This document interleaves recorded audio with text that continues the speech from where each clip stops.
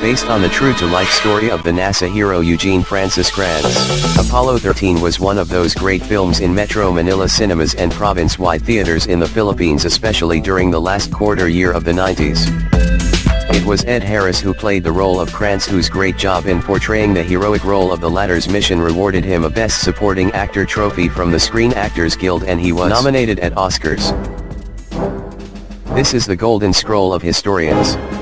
Gene Kranz, regarded as a NASA legend, and to quote, according to Wikipedia, Kranz coined the phrase tough and competent, which became known as the Kranz dictum. In a 2010 Space Foundation survey, Kranz was ranked as the second most popular space hero, and to recall, he was behind the triumphant landing of Apollo 11 for his very significant and sensitive role as the flight director.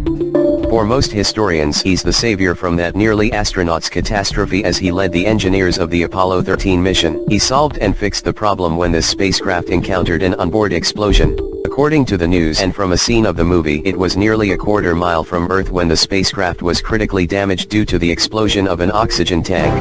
Through Gene Kranz's instruction as the flight director, who based in the Mission Operations Control Room at NASA's Manned Spacecraft Center in Houston, all of the astronauts landed safe on Earth after their 6 days miraculously journeyed by using only the gravity to snap their lifeboat back home. From the NASA, including Gene Kranz and his team, were awarded the Presidential Medal of Freedom by former President Richard Nixon at the White House. He's Eugene "Gene" F. Kranz, a product of St. Louis University.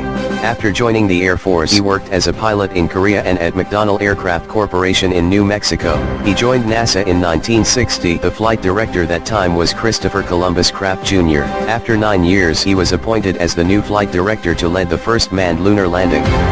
He's been at NASA for 34 years. This is the golden scroll of historians. Thanks for watching. Kindly follow for more videos like